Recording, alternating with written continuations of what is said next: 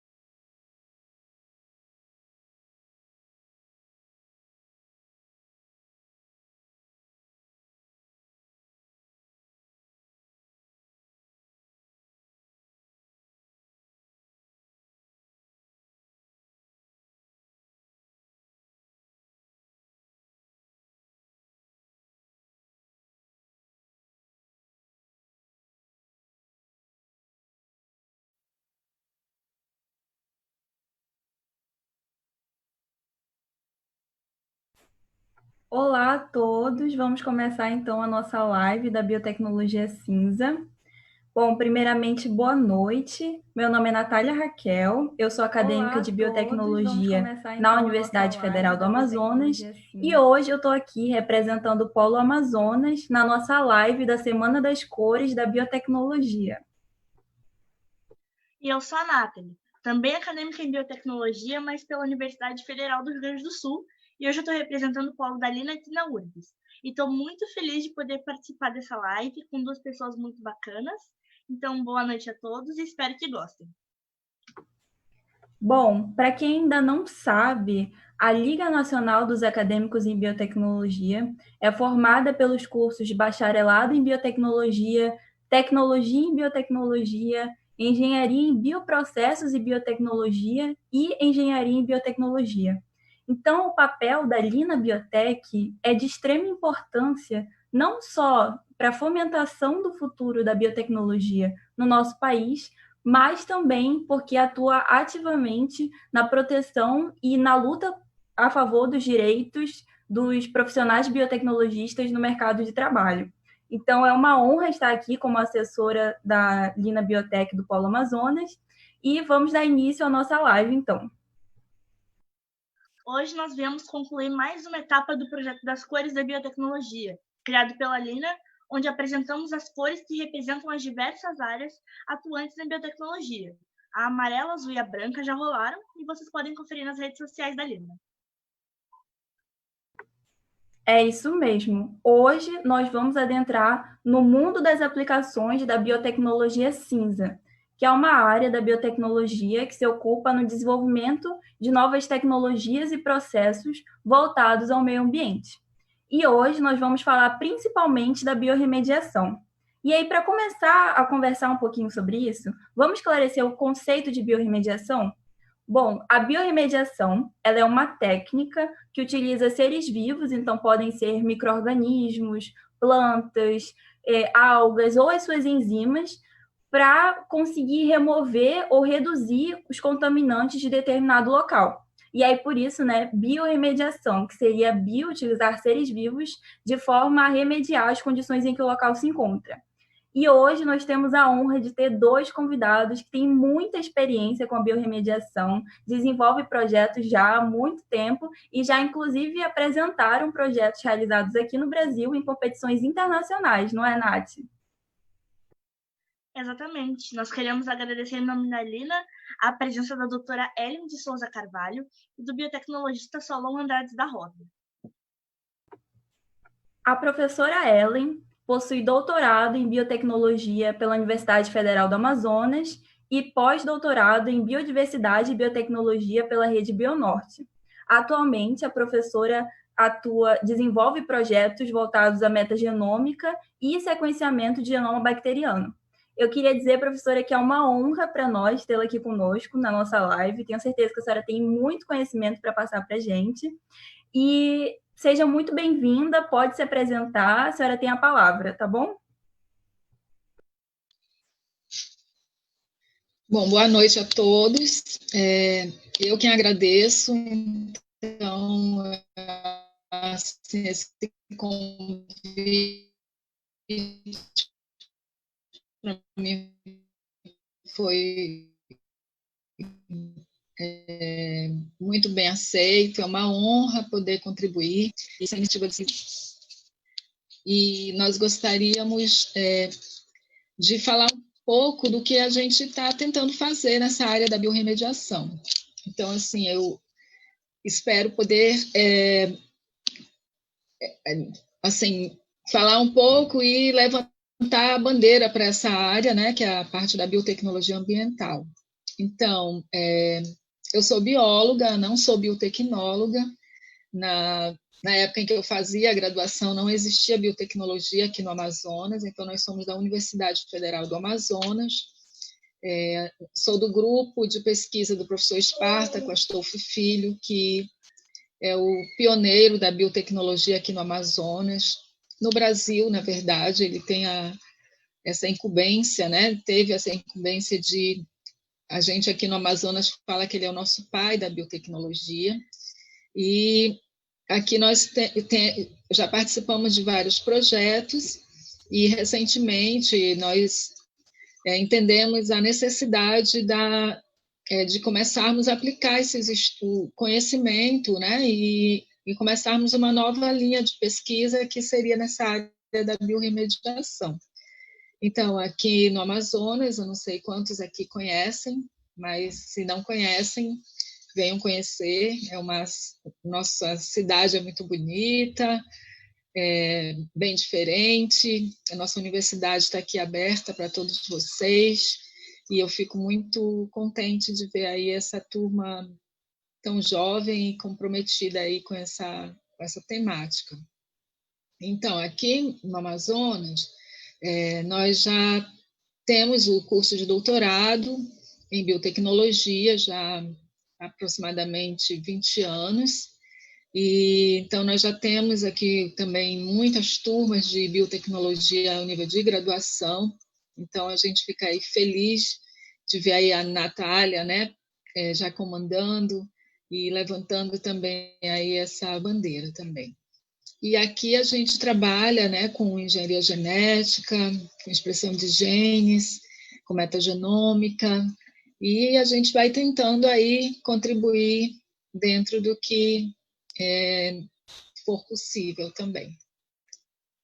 Então, um prazer aí contribuir também aí com o Solon, né, quero aprender com ele.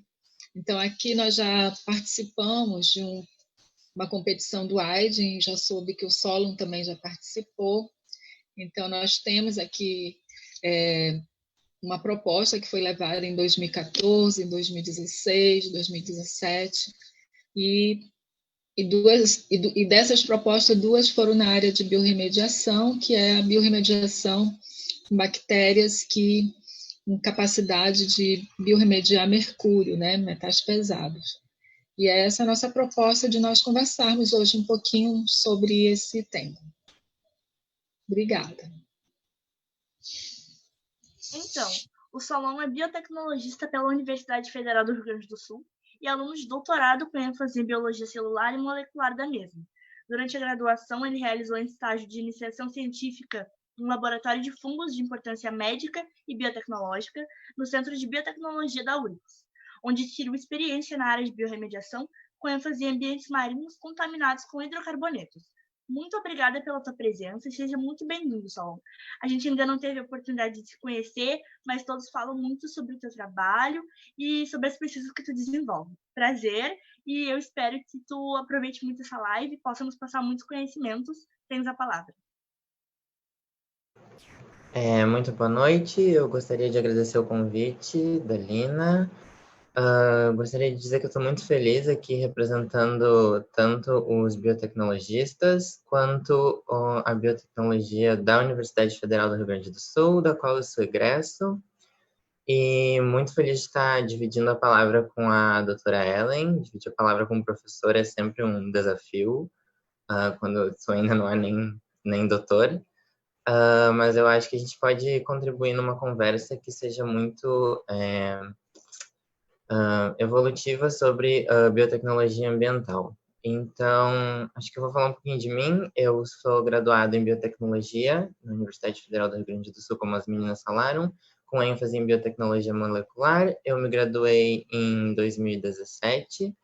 Depois eu segui para o mestrado, que eu terminei ano passado, e agora eu estou no doutorado.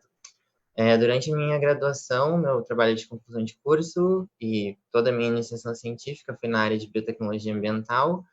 Eu atuei no grupo da professora Marilene Weinstein, então, que é uma professora da Universidade Federal do Rio Grande do Sul, que atua na área especialmente de biorremediação e de o que seria ciência verde, de linhas ambientais e aplicação de micro-organismos em linhas ambientais.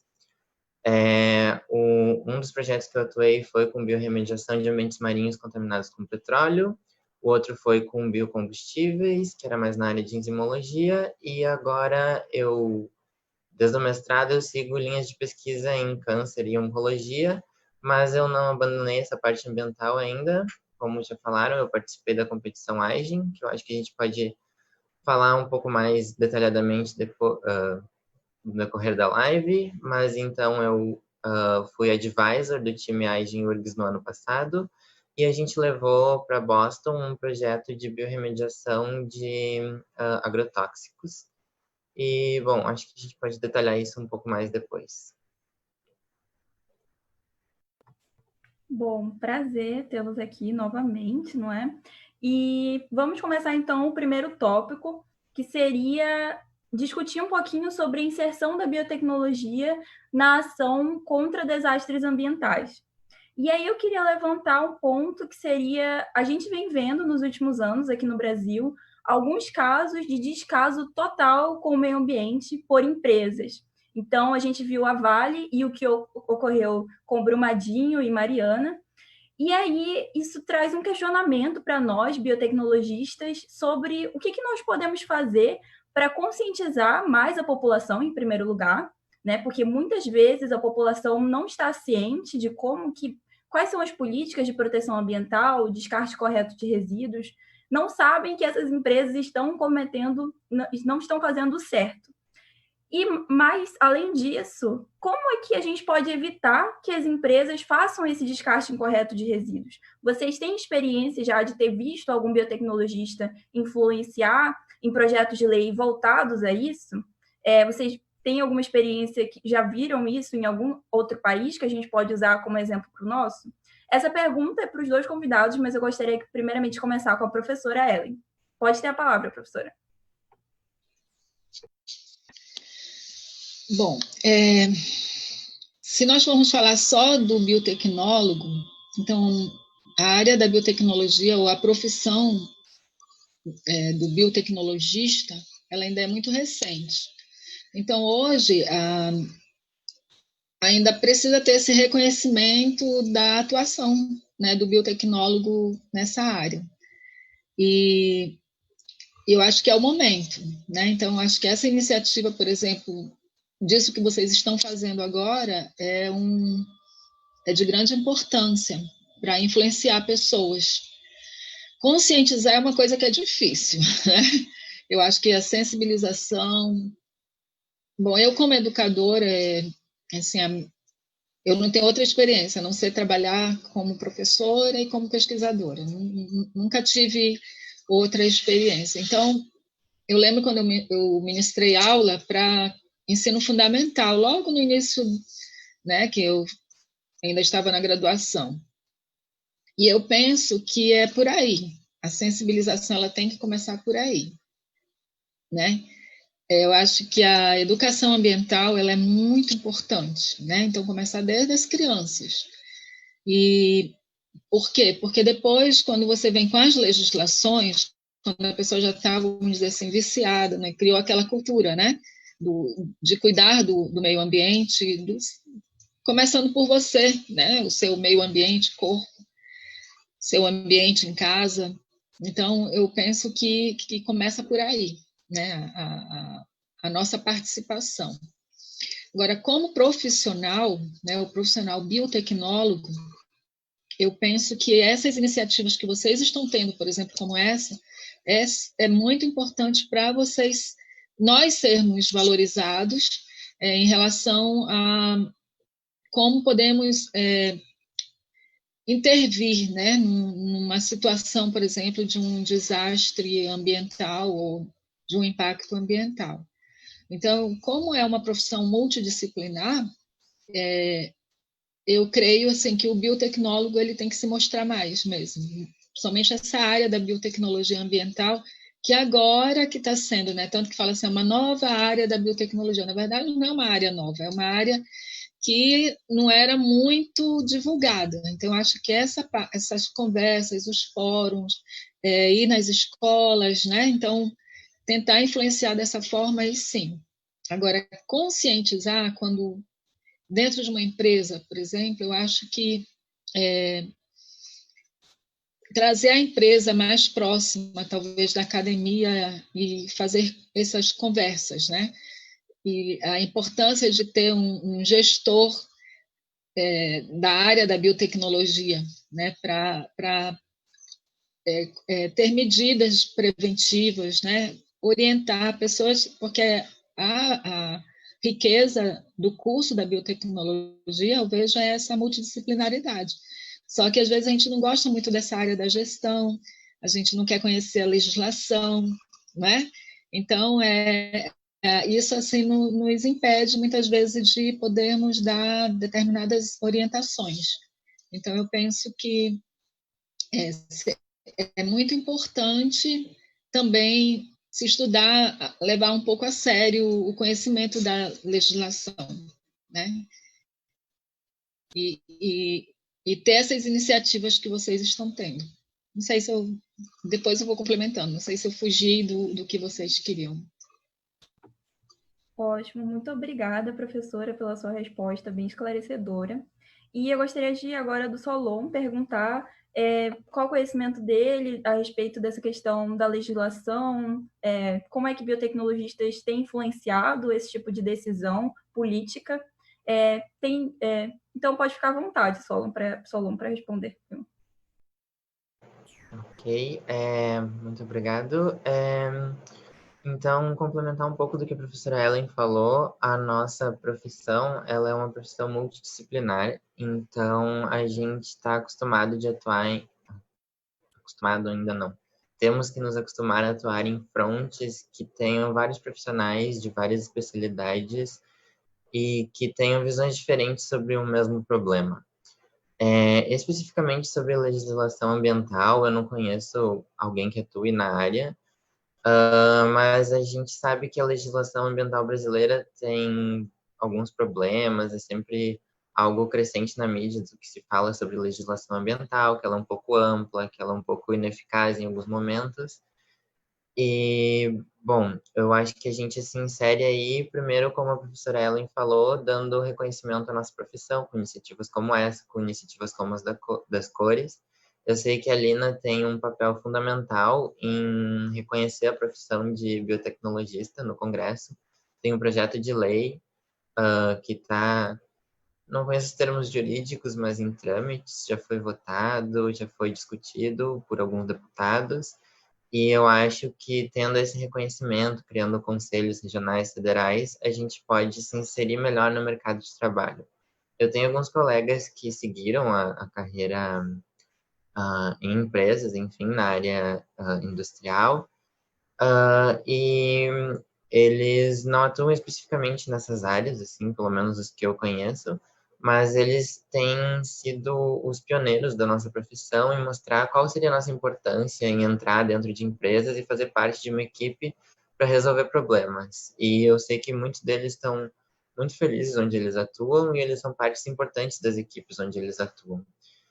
E outro ponto que eu queria falar foi, tu falou inclusive sobre o desastre que teve em Brumadinho, da Vale, a forma como estão reparando esse desastre é uma forma com biotecnologia, é uma forma de biorremediação. Não teve apoio governamental, ou pelo menos até onde eu sei, o apoio governamental não foi grande o suficiente, então se criou uma ONG. Eu sei que essa ONG que está coordenando os esforços de recuperação dessa área em Brumadinho, e o que essa ONG fez foi fazer um edital para startups que tivessem projetos e que pudessem colaborar com a recuperada dessa área, que na verdade é um edital para muitas cidades foram expostas a essa lama de mineração. E eles já estão tendo frutos do trabalho deles. O que eles fizeram foi em termos técnicos, seria uma mescla entre bioestimulação e atenuação natural. Eles colocaram troncos, enfim, submersos e estimularam um ambiente que fosse mais rico para que tivesse organismos, enfim, uma fauna, flora local e que estimulasse animais maiores. Eu sei que eles já estão tendo recuperação de peixes, enfim. O principal agente nessa recuperação é uma startup brasileira, não é de um biotecnologista, até onde eu sei, não sei se tem biotecnologistas atuando, mas o manejo que ele fez e o processo que ele propôs para essa área, para essa ONG, então, foi um processo totalmente biotecnológico, uma vez que os processos químicos, enfim, foram descartados logo no primeiro momento. E, bom, tem outros exemplos. A gente teve um derramamento de petróleo nas praias do Nordeste algum tempo atrás. E teve outro ponto que teve um pequeno descaso governamental, mas teve muita influência acadêmica sobre a área. Eu sei que a Universidade Federal da Bahia propôs várias coisas. Eu não conheço os pesquisadores que atuaram na frente, mas eu sei que é mais de um, e que propuseram medidas de biorremediação para recuperar as áreas, e eu sei que essas medidas foram levadas ao governo, e eu não sei até que ponto elas foram aplicadas ou ganharam um aval para serem aplicadas. Então, em todas as frontes a gente poderia estar atuando. Seriam frontes em que a nossa profissão é extremamente necessária, mas que não só a nossa profissão não tem o reconhecimento necessário, mas a legislação não tem o reconhecimento necessário, o governo não dá o reconhecimento necessário para o que deveria ser feito nessas áreas. Então, acho que é isso que eu tenho para contribuir. Muito obrigada pela contribuição. Só para terminar o primeiro tópico, eu queria perguntar da professora. Professora, você quer acrescentar alguma coisa nessa temática para a gente partir para o próximo tópico? O que eu vou falar, não sei nem se é muito que não leve-se para o lado que não seja ético, mas é na crise que a gente cria oportunidades, né? Então, eu estou participando de um grupo de empreendedores e que eles falam justamente isso, que no momento eles observando, e aí entram engenheiros ambientais, alguns biotecnólogos, e que eles estão assim aprendendo a ser criativos nesse momento, né?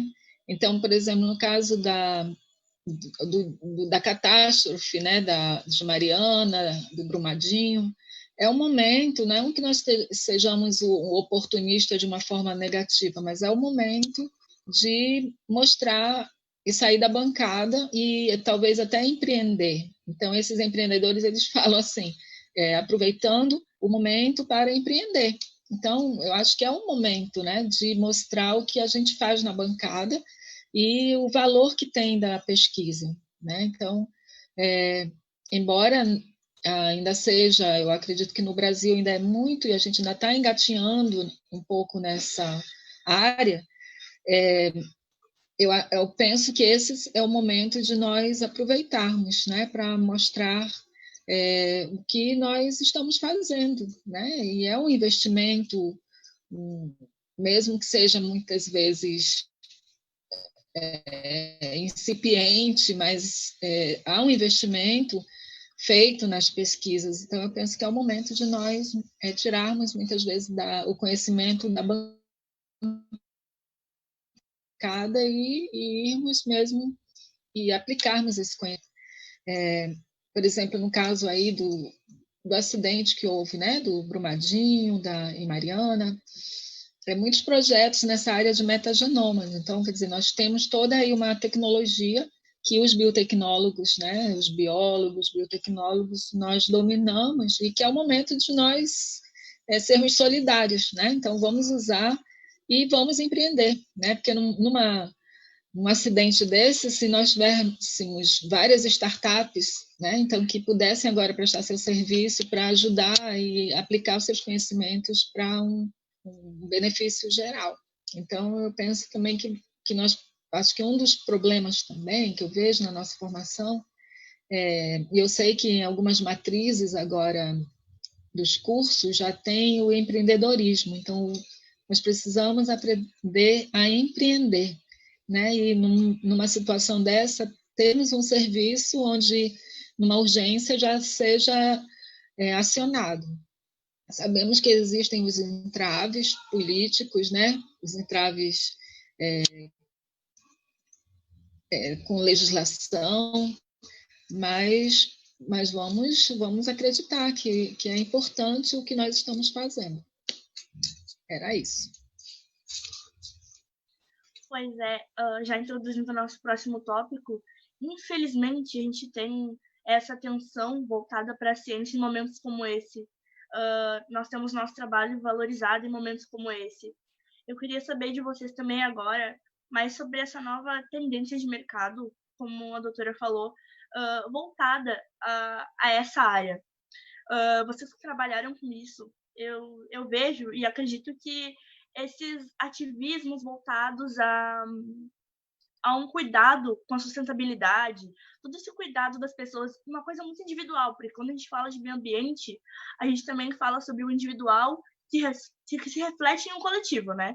Então, eu penso que esses atos individuais, eles têm se disseminado com muita facilidade, e isso tem feito com que a indústria mude as suas perspectivas a respeito dos materiais, sabe? A respeito da produção disso. Então, vocês trabalhando nessa área, vocês têm notado ou têm perspectivas de que melhore isso, os investimentos voltados à área da ciência, em relação ao mercado, em relação ao que está acontecendo? Infelizmente, que seja dessa forma, sabe? Sempre com esse interesse e com o planeta já da maneira que ele está. Mas o que vocês acham sobre isso? Com a experiência que vocês têm sobre esse pequeno passo que a gente está dando para uma possível melhora? Acho que o Solon pode começar respondendo. Sim, eu vejo essa situação. Primeiro, a minha participação em empreendedorismo foi pequena já na minha vida, mas durante a minha iniciação científica, a professora Marilene tem uma parceria com uma startup de um aluno, ex-aluno dela, que se chama BioPlus. Então eu tive algumas pequenas trocas com o mercado na área de biorremediação e mais recentemente o Aigen me proporcionou essa entrada no empreendedorismo. A participação do Aigen da URGS ano passado foi mais com intenções acadêmicas, na verdade, mas a gente teve procura de algumas empresas, alguns grupos que gostariam de implementar nossa tecnologia. Então, claro que isso ainda está longe de acontecer, a gente tem uma tecnologia experimental, enfim, que a gente precisa melhorar muito, mas a gente viu que só de expor essa tecnologia e participar de congressos e noticiários, enfim, a gente teve procura pela nossa tecnologia. Então, eu acho que a gente vive um momento em que as pessoas estão mais conscientes já. Como a doutora Ellen falou, isso começou, pelo menos quando eu era criança e tive uma educação. Na minha escola tinham várias iniciativas ambientais, várias iniciativas que estimulavam a gente a cuidar do meio ambiente, ter essa consciência ambiental. Então, acho que a minha geração, a nossa geração, ela já é mais... já entende mais essa necessidade do coletivo e do respeito ao meio ambiente. E eu acho que isso só tem se aprimorado nas próximas gerações. E, bom, a gente vê aí que, principalmente países mais desenvolvidos, têm uma preocupação maior com essas questões ambientais, que até fazem sanções econômicas a países que não respeitam legislações e acordos climáticos, enfim. Talvez a gente sofra com isso agora também, o que seria uma coisa bem ruim. Mas existe uma consciência ambiental global e eu acho que existe uma consciência muito empresarial também das empresas buscarem por fazer projetos não só que tenham menos impacto ambiental, mas que tenham bastante impacto social também, que é muito importante. E a gente vê a sociedade cobrando e consumindo mais de empresas que tenham esse papel na sociedade.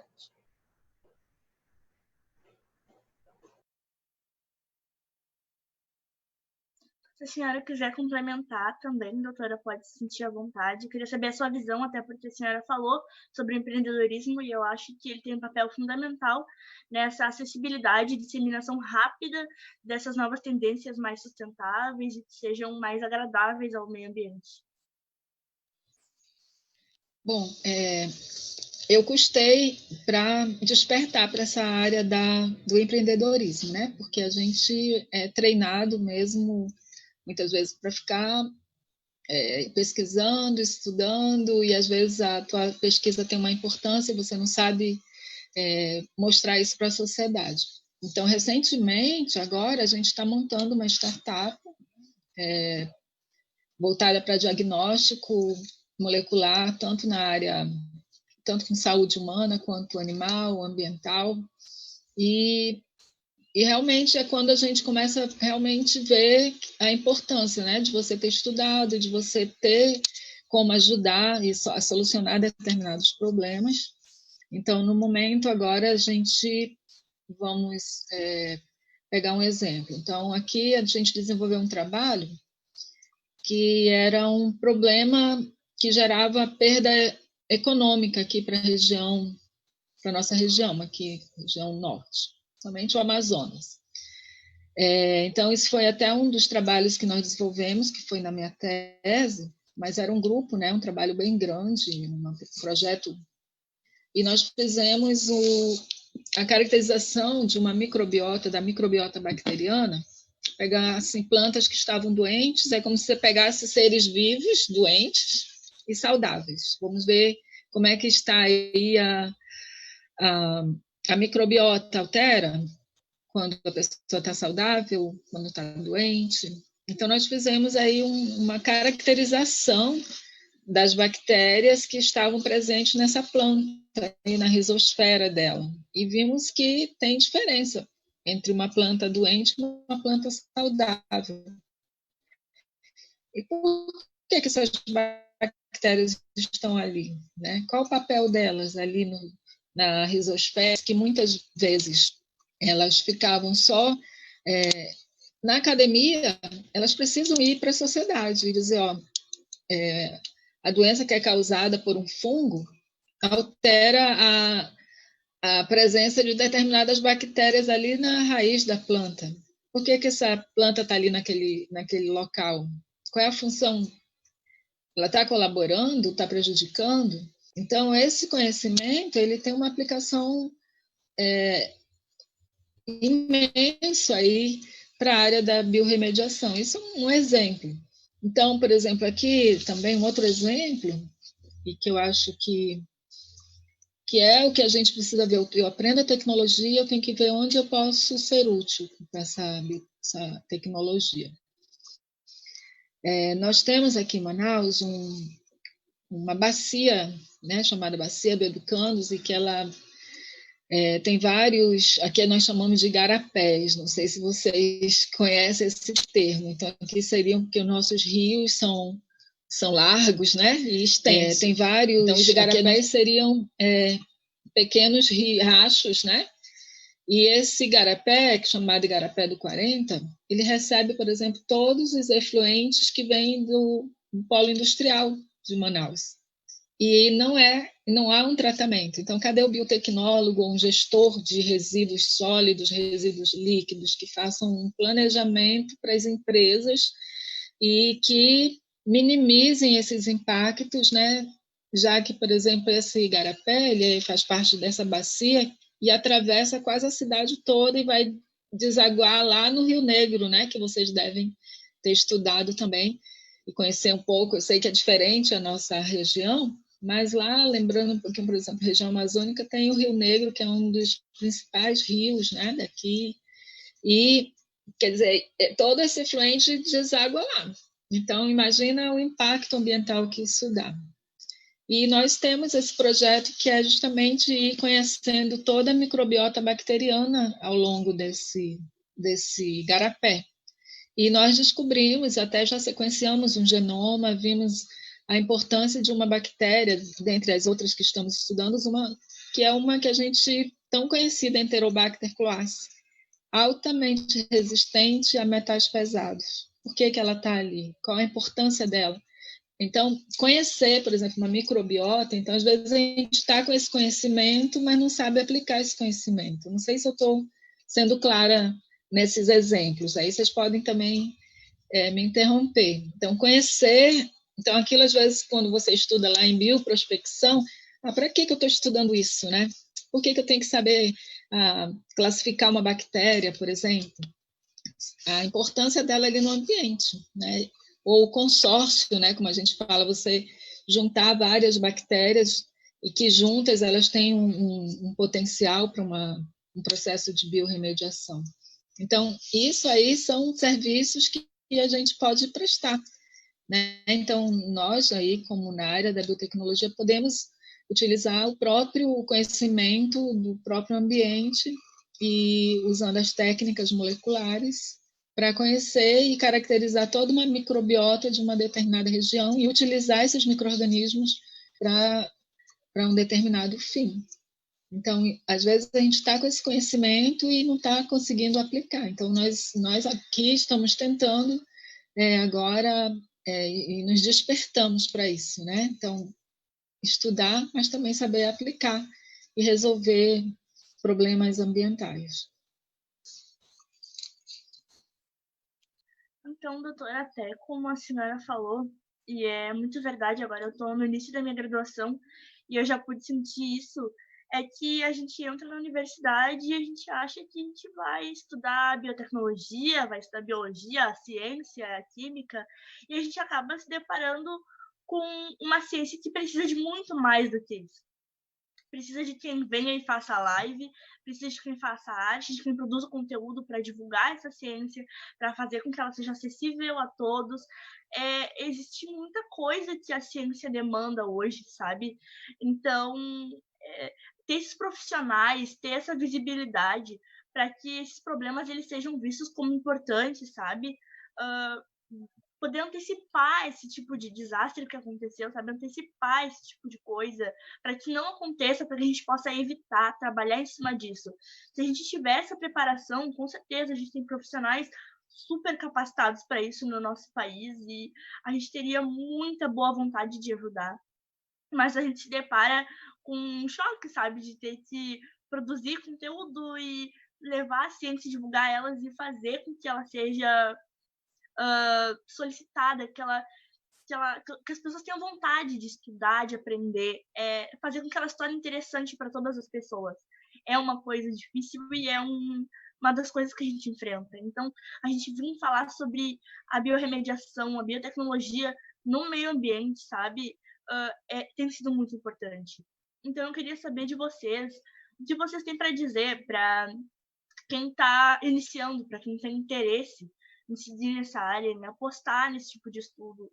O que vocês indicariam? Quais as dicas que vocês dão para que seja mais fácil essa jornada, que vocês teriam feito e que vocês acreditam que seja facilitador? Pode começar o Solon para a professora poder pensar um pouco. Então, o que eu vejo no nosso curso muito no início é que as pessoas ficam bem desmotivadas, principalmente quando elas encontram as matérias de início de curso, que envolvem mais matemática, química básica, enfim. Mas o que eu acho importante, então, são iniciativas como essa, que a gente já falou que é importante, mas é muito importante mesmo, para mostrar que tudo tem um objetivo, como a doutora Ellen falou. Se ela não tivesse esse conhecimento grande em biologia, em metagenômica, em processos moleculares, ela não poderia hoje estar atuando nessa área de empreendedorismo. Ela teve que passar por todo esse processo antes de poder chegar num fim.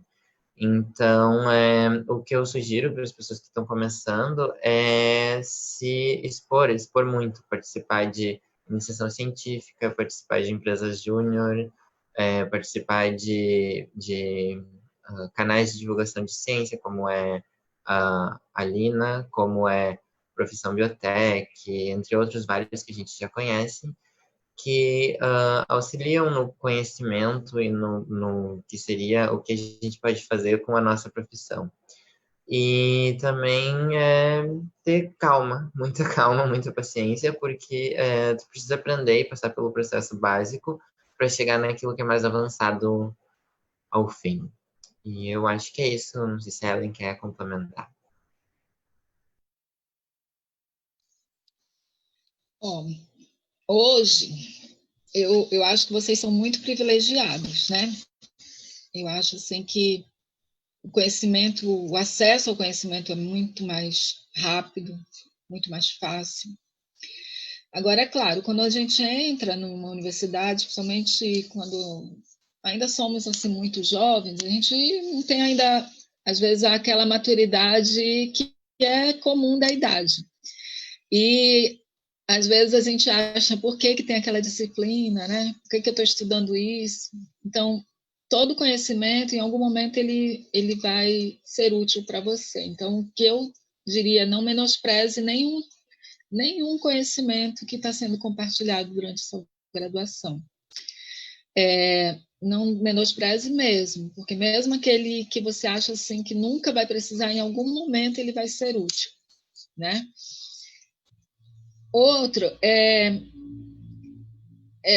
participar mais, como o Solon colocou, realmente não é fazer aquele exibicionismo negativo, mas eu acho que fazer realmente o marketing daquilo que você faz. Fiz iniciação científica, divulga isso, né? Não só nas revistas científicas, mas leva para a sociedade, vai numa escola, divide com a família, tenta falar, tornar aí o conhecimento científico de uma forma popular. Eu acho que isso é muito importante, né? Porque aí as pessoas começam a entender o que nós fazemos. Eu acho que isso aí é um grande desafio nosso, né? Tornar público sempre o que nós estamos fazendo. Então, conversar. Onde você chegar, conversa sobre o que você faz, sobre a importância daquilo que você faz. E durante, por exemplo, a graduação também, eu sei, aqui na matriz curricular aqui da Biotech da UFAM tem empreendedorismo. Então, valorizar essa disciplina, mesmo eu acho muito chata, marketing, empreendedorismo. Por quê? Porque a nossa cultura, muitas vezes, é assim, eu vou formar, daí eu vou esperar o concurso, aí o governo tem que... Então, às vezes, não tem, você tem que criar, né? Você tem que contribuir de uma outra forma.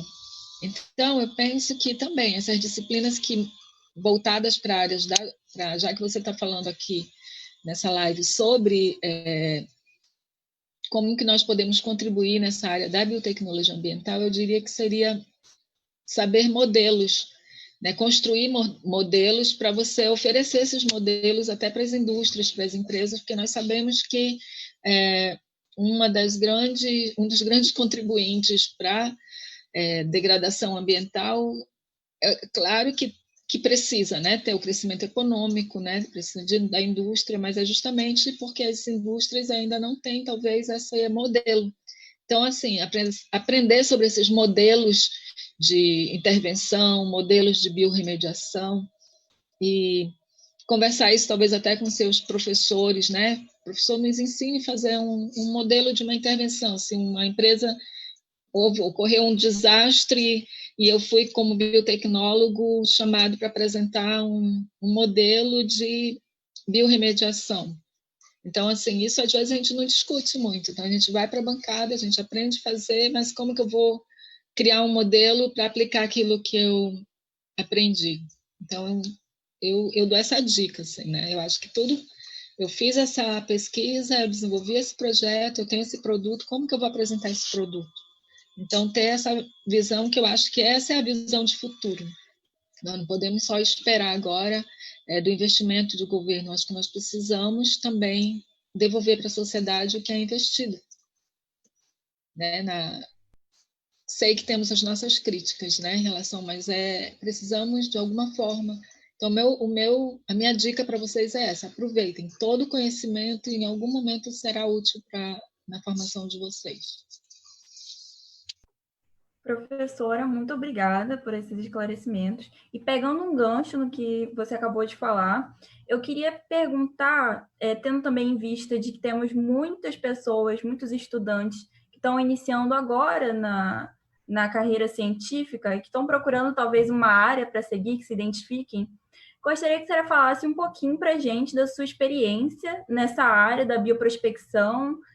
Poderia contar um pouquinho com a gente como é que iniciou-se na pesquisa, qual a oportunidade que você viu e achou bom entrar, quais que são as dicas para quem está iniciando agora, tá bom? Bom, quer falar que eu falei do início? Eu iniciei, eu acho assim, eu sempre me identifiquei muito com moléculas. né? Então, desde a minha graduação, eu gostava dessa parte, né? Todo mundo achava loucura gostar de bioquímica, gostar de biofísica e engenharia genética. Então, eu me identificava muito. Então, acho que a primeira coisa é você se identificar com aquilo que você gosta, né? Tem que ter essa atração. Então, a minha iniciação científica, aqui em Manaus, na época, nós não tínhamos biotecnologia, não tínhamos engenharia genética, não tinha biotecnologia ainda, né? Até a vinda do professor Esparta. E eu fui estagiar no INPA, mas sempre eu queria alguma coisa voltada para essa parte que envolvesse mais moléculas. Então, eu comecei com citogenética, depois estudei um pouco de fisiologia e bioquímica, sempre voltada para a área de peixes, né, que é a realidade aqui da nossa região. Mas, assim, lá no fundinho, quando eu lia os livros, eu queria a área da biologia molecular, da engenharia genética. Então, quando o professor Espartaco veio para Manaus e ele deu um mini curso, eu fui lá, estava terminando a graduação, né? Fui, não entendia quase nada, porque era tudo muito novo, e eu me apaixonei por essa área, né? Eu quis, e foi quando ele me deu essa oportunidade, eu fui fazer estágio na UNB, e daí já engatei depois no mestrado, doutorado.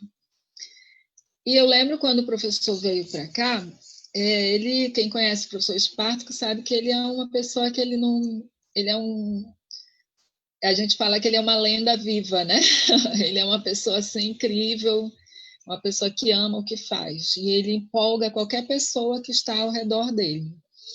Então, eu lembro que nós íamos nas feiras livres e pegávamos restos de frutas, de alimentos, e levávamos para o laboratório e começávamos a isolar micro-organismos.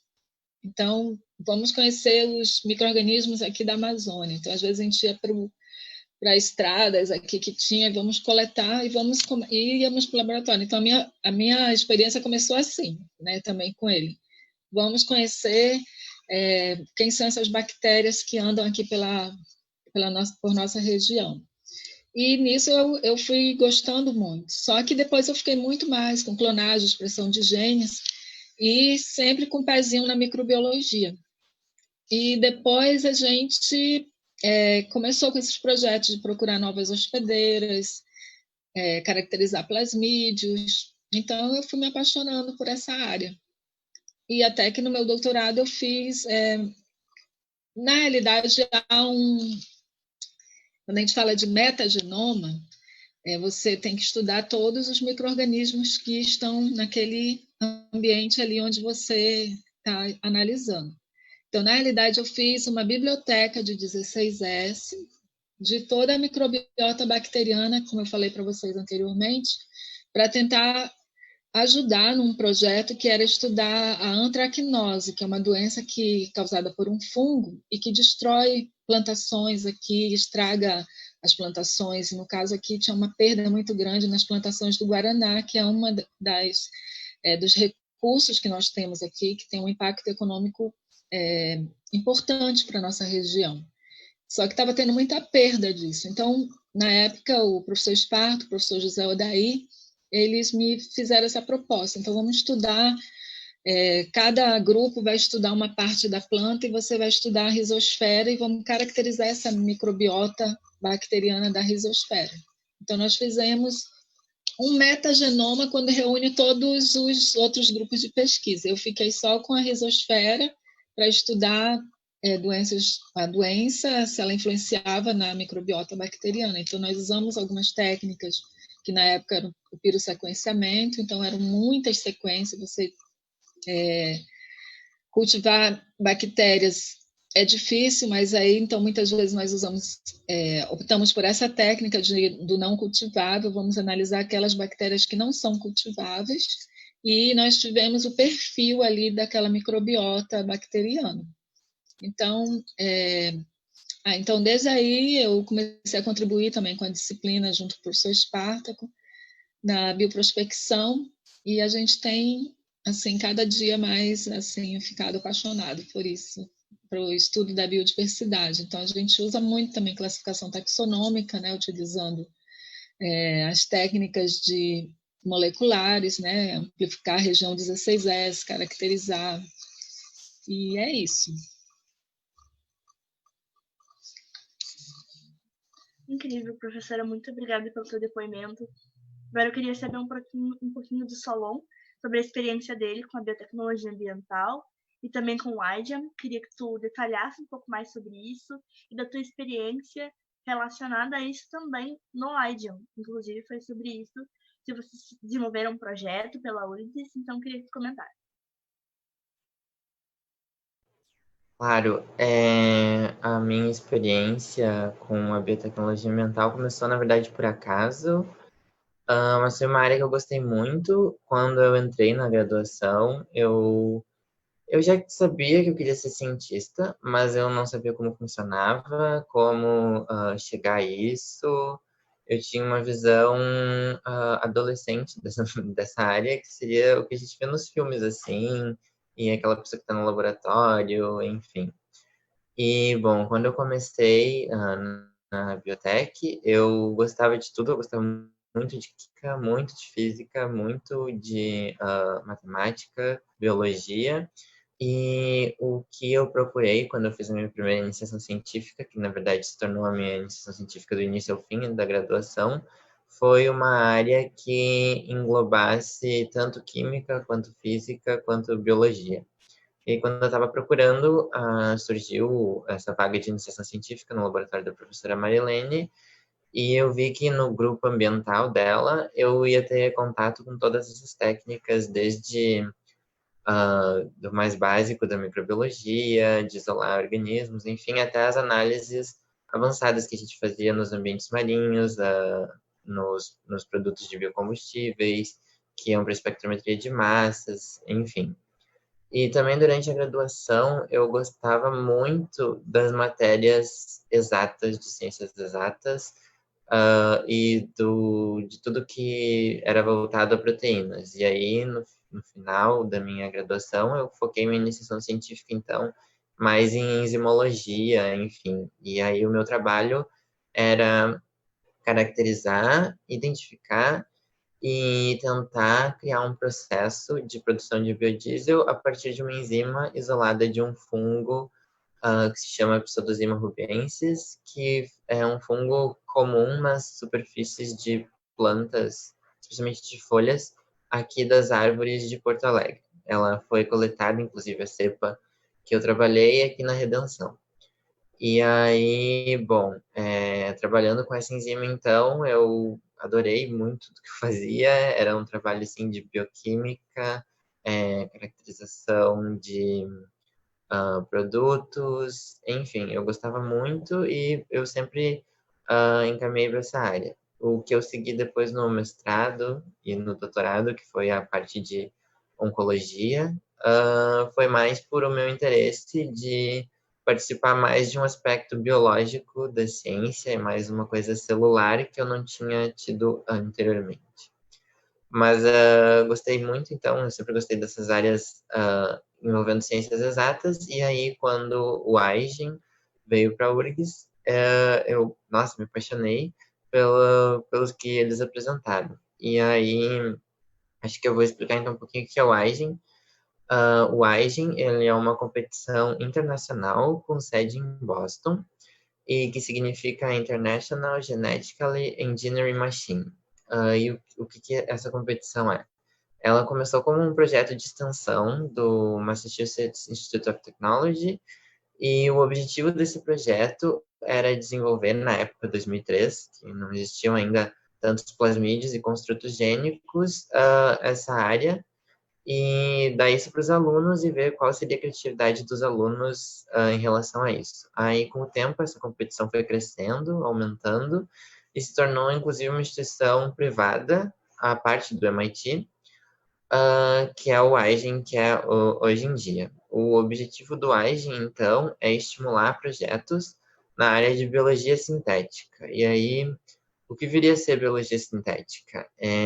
Seria uma uma aplicação da biotecnologia, enfim, mas é uma ciência que busca entender a vida como vários processos ou vários blocos, vários construtos em que a gente pode resolver um problema e, olhando para esse problema, criar circuitos e conjuntos de moléculas que possam levar uma solução para esse problema. Seria mais como entender a vida, assim como a engenharia entende a física. Seria a física produz o conhecimento e a engenharia aplica. Então, a biologia sintética seria a aplicação de engenharia genética e de produtos biológicos para resolver problemas. E aí, bom, seria uma ciência que envolve muito do que entra na definição do biotecnologista, mas em especial a biologia sintética envolve, então, construtos e circuitos gênicos e circuitos de organismos, enfim, para resolver um problema. Então, tendo essa visão, uma etapa muito importante do Eigen é pensar o seu projeto e qual é o alcance que tu quer ter. Eu entrei no time quando o time já tinha desenvolvido qual seria o projeto e já tinha pensado no seu alcance. E eu entrei como um advisor, seria, na época eu estava no mestrado, uma pessoa da pós-graduação que auxilia o time. Mas, efetivamente, eu era um membro do time como qualquer outro.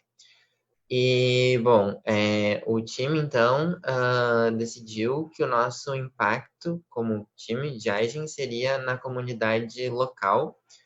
E aqui no Rio Grande do Sul, para quem não sabe, a gente é um estado agropecuário, a gente desenvolve muitas culturas, principalmente a cultura de soja, e muita atividade pecuária, bovinos, enfim.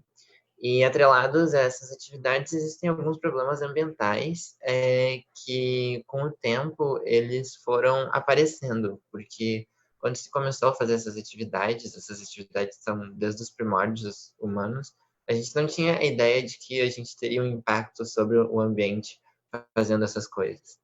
E aí, bom, principalmente na parte agrícola do nosso estado, se usam muitos defensivos químicos para chegar na qualidade de produção e exportação que o nosso estado tem.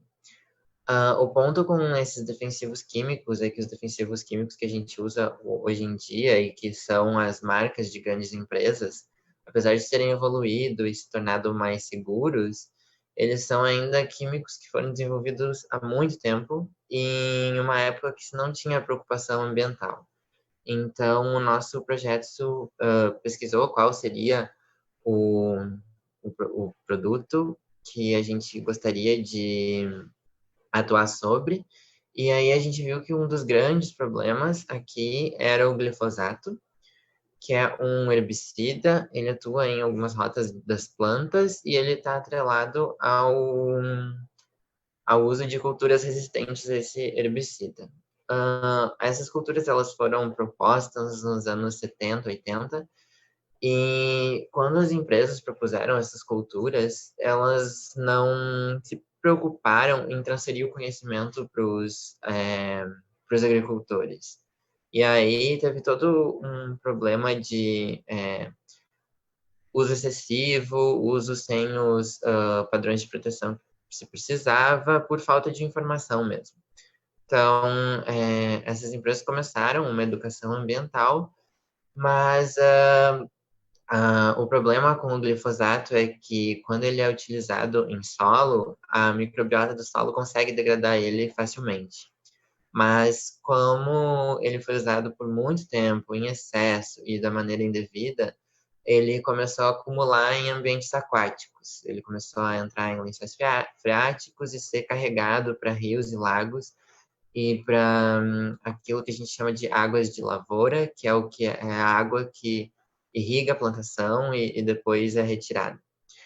E nesses ambientes aquosos não existe uma comunidade microbiana capaz de degradar o glifosato. Então, a gente viu que isso era um grande problema aqui no Rio Grande do Sul. Com o tempo do nosso projeto, a gente viu que era um problema geral, na verdade, mundial. O glifosato ele entra na formulação de vários compostos herbicidas e o nosso objetivo, então, era criar um processo que a gente pudesse lidar com ele, já que não existe até então processos que lidem com esse glifosato.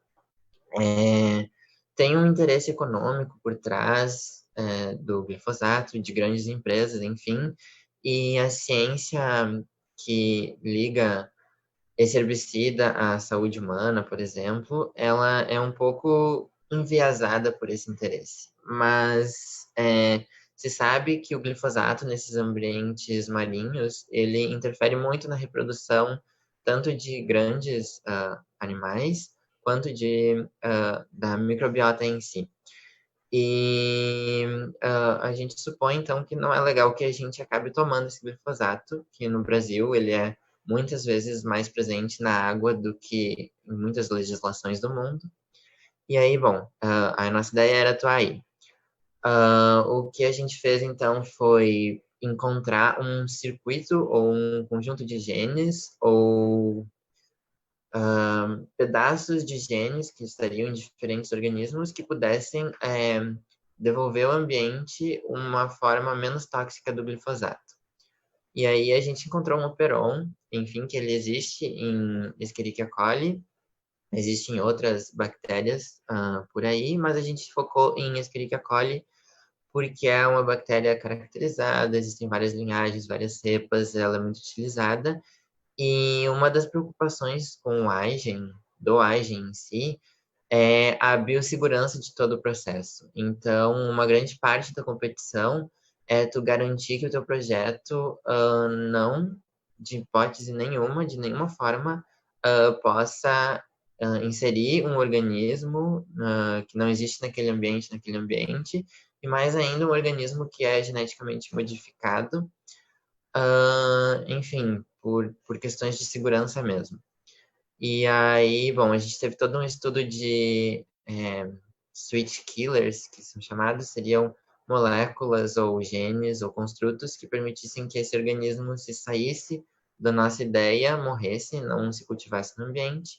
E para isso a gente teve toda a participação de uma aluna de engenharia física, de uma aluna do design de produto, que criaram um dispositivo físico onde a gente ia depositar esse organismo modificado. Enfim, a gente teve que fazer modificações na coli para que esse organismo pudesse degradar o glifosato, apesar desse operon já existir nela. E esse dispositivo, primeiro a gente pensou esse dispositivo como algo flutuante, aí a gente esbarrou na legislação ambiental brasileira, você não pode colocar coisas flutuantes em rios e lagos, aí a gente teve que mudar o nosso projeto, mas a ideia do Aigen é essa mesmo, iniciar um projeto, executar e a partir da resposta da sociedade e da comunidade onde tu se encontra, modificar o teu projeto para que ele seja execuível. E aí, bom, a gente pensou então no fim um filtro que atuaria nas águas de irrigação das plantações. Era um filtro então que tinha vários níveis para permitir o contato com a bactéria. A gente pensou em diversas maneiras e não chegou a executar elas de como depositar a bactéria ali, ou em esferas, ou em fibras. E aí a gente levou mais a nossa ideia do que um dispositivo prático para a competição. E o interessante dessa competição, então, é de tu desenvolver algo que não só resolva um problema mundial, mas resolva um problema na comunidade onde aquele grupo está inserido e que desenvolva. Tem toda uma parte do Aigen que se chama Human Practices, que seria de conscientizar a população no escopo do teu projeto, o que tu pode fazer para a população entender o que está acontecendo, qual é a importância do teu projeto para essa área. E, enfim, a nossa experiência lá foi muito boa, muito produtiva. A gente viu que, apesar das nossas dificuldades, sim, os países de terceiro mundo enfrentam muitas dificuldades, principalmente físicas e de execução nos seus projetos, mas a gente viu que os nossos recursos humanos, o nosso time, era tão bem formado quanto os times de Harvard, de Oxford, do King's College, que a gente tinha toda a capacidade, todas as técnicas, tudo para competir diretamente com eles, e infelizmente a gente não tinha a execução, a matéria, enfim, física mesmo. E aí envolvem questões monetárias. Mas aí a gente fez, os jurados do Aigen são professores de Harvard, do MIT, enfim, eles gostaram muito do nosso projeto, ficaram inclusive impressionados com o que a gente desenvolveu em Human Practices, e a gente conquistou a medalha de bronze no final, o que não significa que a gente ficou em terceiro lugar, que eu gosto de deixar claro, mas que a gente cumpriu todos os requisitos para que a gente fosse considerado medalha de bronze. Então, nosso projeto cumpriu uma série de itens, de especificações que deveriam constar para a gente ganhar esse prêmio. E foi muito bom representar o Brasil lá, a ciência brasileira, a ciência do Rio Grande do Sul, que nunca tinha aparecido numa competição desse escopo internacional. Eu sei que a equipe do Amazonas também foi há vários anos, representou a ciência do Amazonas, e nossas duas universidades são as únicas que fogem do eixo principal da economia brasileira, que é São Paulo, que levou muitas equipes e que representa a ciência nacional, mas que o que a gente achou interessante foi mostrar que a ciência brasileira não fica só em um lugar, fica em todo o país, e a gente tem toda a capacidade de fazer coisas e criar coisas nós mesmos. E era isso. Muito obrigada, Solon, por ter compartilhado essa experiência incrível que é participar da competição do AGE, né? Só quem participa sabe o quanto é a correria, os prazos de deadlines, os experimentos que dão errados. Então, eu gostaria, antes de iniciar o quarto tópico e último, gostaria de pedir a todos os participantes da live de comentar as perguntas, porque depois que a gente terminar nosso último tópico, nós vamos começar a responder as perguntas que vocês vão deixar aqui no comentário da live. Então, vamos aguardar aí as suas perguntas para a gente poder respondê-las. Agora, para começar, iniciar o último tópico, eu gostaria de perguntar da professora Ellen para ela comentar um pouquinho sobre a utilização das bactérias na produção dos biorremediadores. Por que é escolhido, na maioria das vezes, trabalhar com bactérias, sendo que também podemos utilizar outros micro-organismos, outros seres vivos? A senhora pode contar um pouquinho? Bom, primeiro que bactéria, ela se reproduz mais rápido, né? E para trabalhar com biorremediação, você não é só saber que o micro-organismo ele tem capacidade de biorremediar ou de pegar um produto tóxico e transformar em um outro. A questão é em que ele transforma, né? Porque se ele pegar o produto e transformar num produto mais tóxico, e então muitos fungos fazem isso, né? Então hoje trabalhar com bactéria não que outro. Hoje existem trabalhos usando algas, usando leveduras, mas os trabalhos de biorremediação, em termos percentuais, assim, é muito maior com bactéria eu diria, pela facilidade até de cultivo, né, de acesso a essas bactérias. Então, bactéria é muito mais rápido para você crescer e adaptar muitas vezes também. E então, também tem os grupos das bactérias, e não são todas, embora elas muitas vezes tenham o potencial de biorremediar, mas se ela é patogênica, então ela também já não está dentro do critério de bactérias para utilização em biorremediação. E estudar também bactérias biorremediadoras, ela serve muito como também um modelo até para a biologia sintética, né? Como o Solon colocou aqui. Por exemplo, o grupo aqui de Manaus, no AIDEN de 2016, na verdade, aqui eles começaram sempre com a temática de biorremediação, né? Então, em 2013, o objetivo foi levar uma bactéria que biorremedia óleos residuais, óleos de fritura, e assim, foram muito bem também, foram melhor apresentação.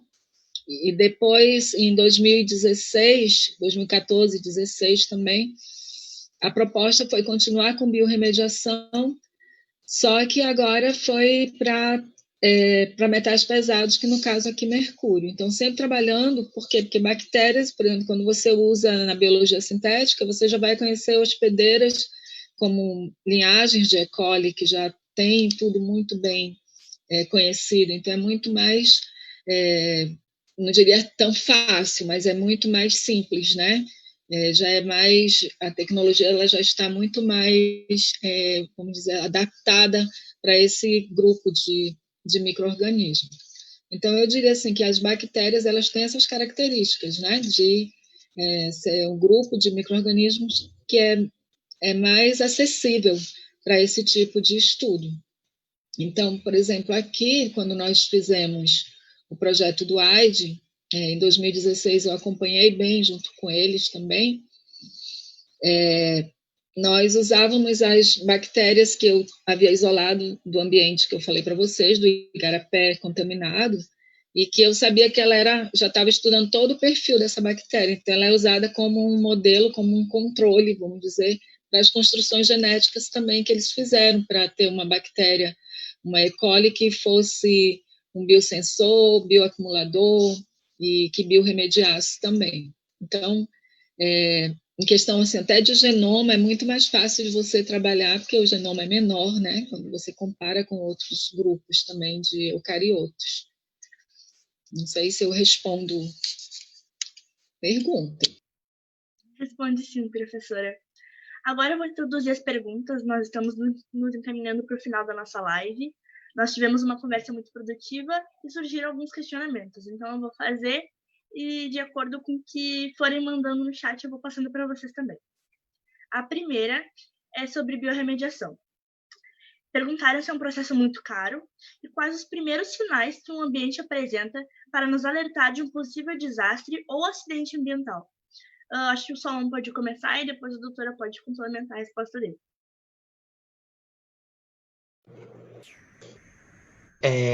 Bom, eu vou pedir para te repetir a pergunta, porque eu não ouvi ela inteira, teve um corte aqui. Claro. A biorremediação é um processo muito caro. Quais os primeiros sinais de que um ambiente apresenta sinais de um possível desastre ou acidente ambiental? Tá bom.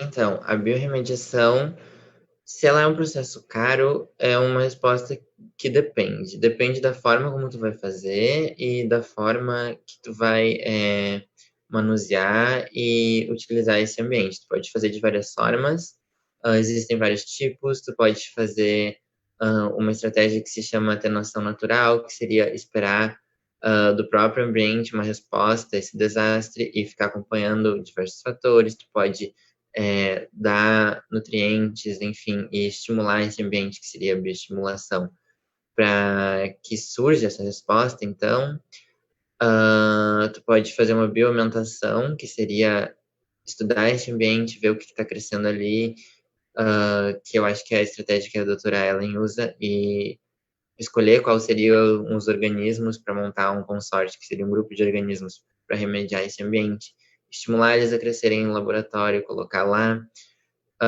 Ou tu pode inserir um organismo de fora, geneticamente modificado ou não, mas aí tem que ter todo um cuidado com a segurança. Enfim, depende da forma como que tu vai manusear ele. E também tu pode fazer no local, que seria uma biorremediação in situ ou ex situ, tirar esse ambiente contaminado. No caso de mar é uma coisa difícil, mas no caso de solos, por exemplo, tu pode biorremediar tirando ele de lá, levando para um laboratório, aplicando o teu consórcio lá e depois devolvendo. Então, tudo depende. Se envolver uma etapa de engenharia genética, acaba ficando mais caro, mas não é um custo absurdo, assim.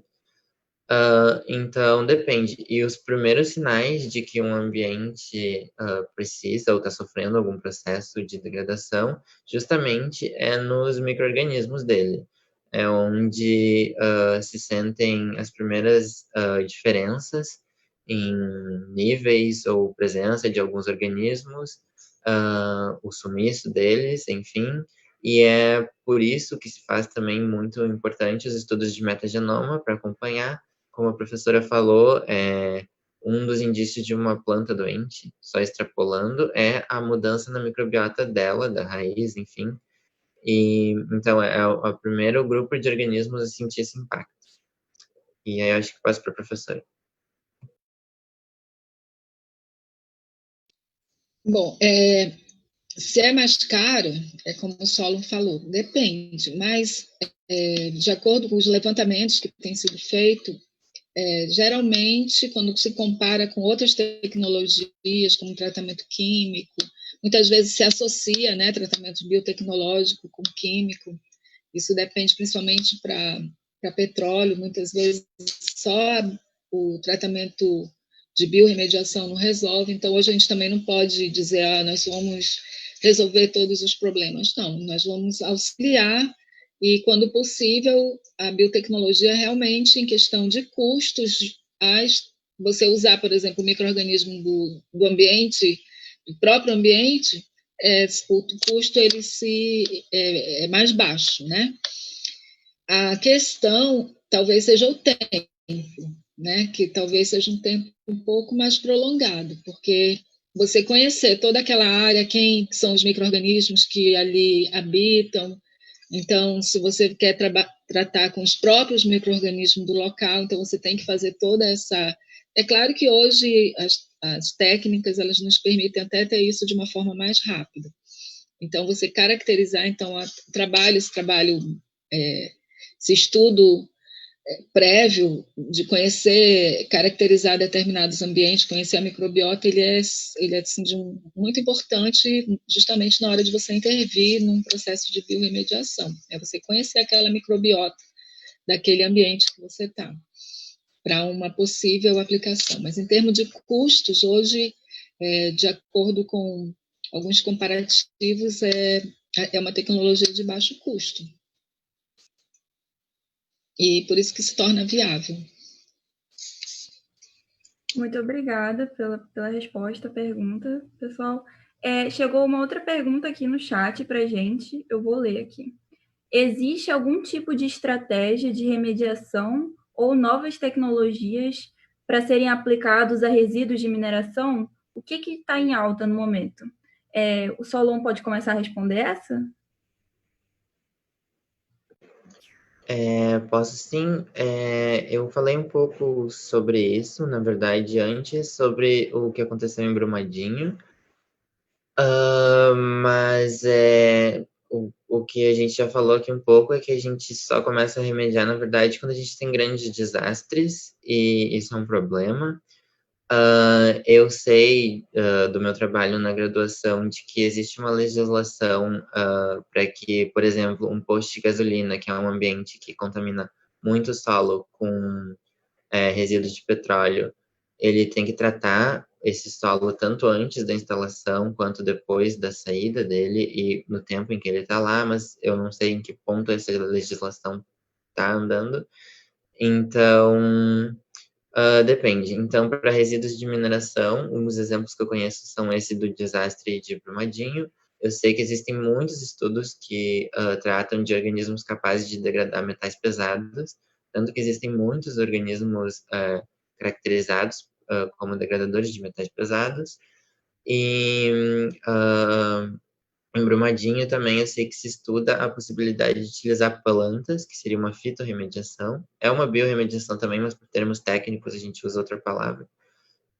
E aí a ideia de usar plantas para isso é que tu coloca a planta lá e a planta, durante seu crescimento e desenvolvimento, vai acumular nos seus tecidos aquele metal, aquele produto tóxico, e depois tu tira essa planta de lá e usa para outros fins. Então, existem várias estratégias, mas que, infelizmente, a gente só vê quando aplicadas em grandes desastres. Ótimo. Professora, você quer acrescentar alguma coisa nessa questão? Gostaria. Como o Saulo falou, muitas vezes a gente só pensa no depois, né? Então, um dos projetos que nós estamos desenvolvendo, né, que eu falei para vocês, é caracterizar micro-organismos para biorremediação de metais pesados. Então, aqui nós temos um polo industrial, onde nós temos cerca de 600 indústrias, e que existe uma legislação para tratamento de resíduos sólidos, tratamento de resíduos líquidos, mas sabemos que existe um déficit, né, de fiscalização, e que todo desastre ele vem por conta desse déficit de regulamentação e fiscalização. Então, por exemplo, dessas 600 indústrias, recentemente uma aluna, ela fez que é da área de gestão, pedi para ela fazer um levantamento e ver quantas indústrias tem, por exemplo, a ISO 14000-2015, que é um dos requisitos para receber a certificação de ISO 14000 é ter tratamento de efluentes.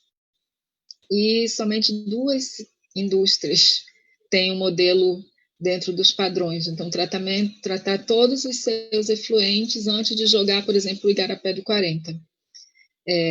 Então, nós temos uma proposta de justamente caracterizar essas bactérias que estão ali naquele igarapé, que recebe esses efluentes industriais, e fazer um consórcio e apresentar para a indústria. Ó, nós podemos tratar esses efluentes antes de eles serem mandados embora.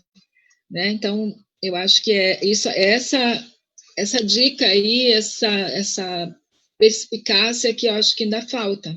Né? Às vezes a gente só vai tratar depois do que aconteceu. Não, nós podemos tratar, fazer a prevenção.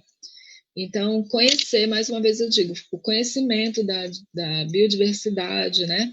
Conhecer, fazer toda essa parte que muitas vezes nem todo mundo gosta, mas é importante para você fazer uma prevenção de um possível impacto ambiental.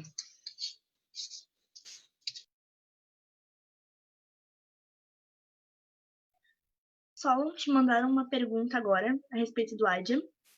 Então, além das reações positivas em relação ao projeto de vocês no AIDIA, tem alguma reação negativa por parte de alguma das empresas? Pergunta muito interessante. Como eu falei, a gente estava inserido em um projeto que tem um grande peso em saúde humana, que seriam os agrotóxicos. E o que eu falei da ciência estar enviesada é que a gente sabe que existiram exemplos na história de que teve trabalhos que levaram a algum resultado com apoio de uma empresa, enfim. Reações negativas diretas a gente não teve, assim, mas conversando com os professores e profissionais da área, a gente viu que muitas pessoas que trabalham com a parte de fiscalização ou pesquisadores da área de toxicologia, eles já receberam, não sei se eu classificaria como ameaças, mas respostas de algumas grandes empresas e, bom, aí entra numa questão ética e eu acho que nenhum pesquisador de qualidade enviesaria um resultado para fazer algo a favor de alguma empresa. Enfim, o nosso trabalho como cientista é expor as situações e analisar elas e entender por que elas acontecem, sem interesse, assim, econômico por trás. E, bom, eu acho que a gente não teve nenhuma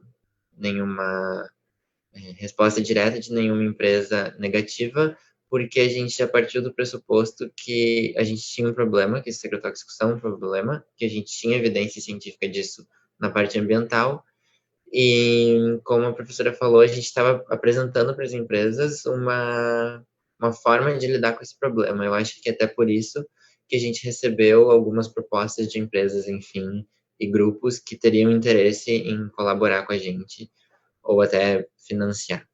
Mas a gente não fez nada concreto nessa parte, porque, como eu falei, nosso interesse até o momento era acadêmico. E, bom, a gente não sabe ainda o que vai acontecer no futuro. Obrigada, Solon, por responder a pergunta. E eu gostaria de comunicá-los que, infelizmente, o nosso tempo é findo. Tá? Nós estamos tendo muitos feedbacks positivos sobre a live. Está todo mundo amando conhecer essa área da biotecnologia, que é muito interessante, né, voltada ao meio ambiente. e aprendemos com certeza bastante. Vamos levar o que aprendemos hoje, com certeza, para a nossa linha de pesquisa, para as nossas universidades, para começar a levantar um diálogo e também a conscientização para talvez evitar que desastres como os que aconteceram nos últimos anos venham a acontecer de novo.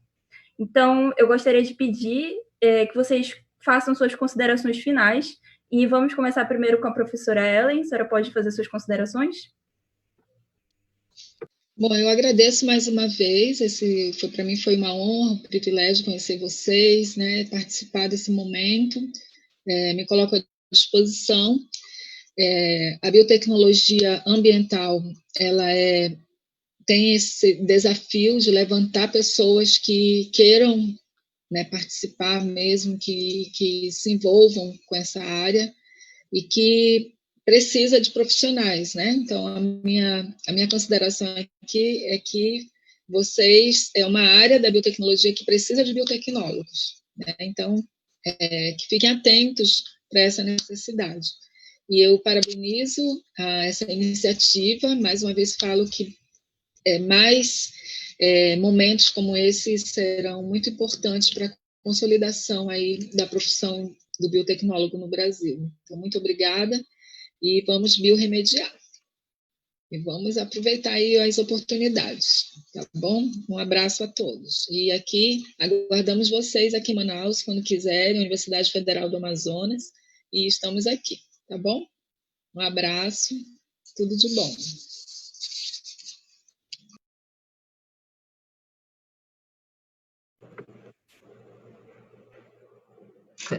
Agora, primeiro eu também gostaria de agradecer a oportunidade de expor um pouco da minha vida, um pouco da minha perspectiva de biotecnologista e também de expor um pouco do que foi feito na Universidade Federal do Rio Grande do Sul, o que a gente fez com o Aigen, do nosso trabalho, e dizer que essa área ambiental é algo muito importante. A gente falou bastante aqui sobre remediar acidentes, remediar locais que estão contaminados, mas existe, principalmente nos países desenvolvidos, um movimento para a criação de cidades inteligentes, que seriam cidades que fazem uma troca com o ambiente de uma forma não nociva. Então, seria uma perspectiva futura, mas é um local de atuação perfeito para os biotecnologistas nessa área ambiental de propor soluções, enfim, para que o nosso convívio com a natureza seja mais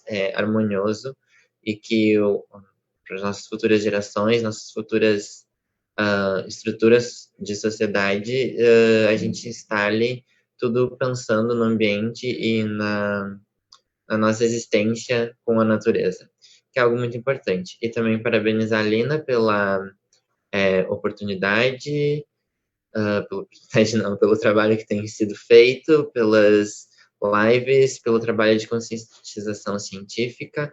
Quando eu entrei na biotech, quando eu estava na metade do curso, foi quando fundaram o polo da URGS, e eu vejo que em 5, 6 anos, o polo cresceu muito, a Lina cresceu muito, e eu acho que isso é muito importante para a nossa profissão e também para a ciência brasileira. E obrigado. Então, a nossa live está chegando ao fim. Muito obrigada a todo mundo que nos acompanhou.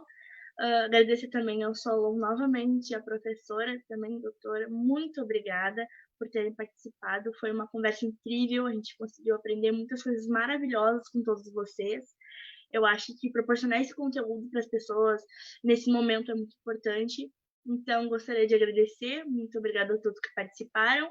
E vamos biorremediar.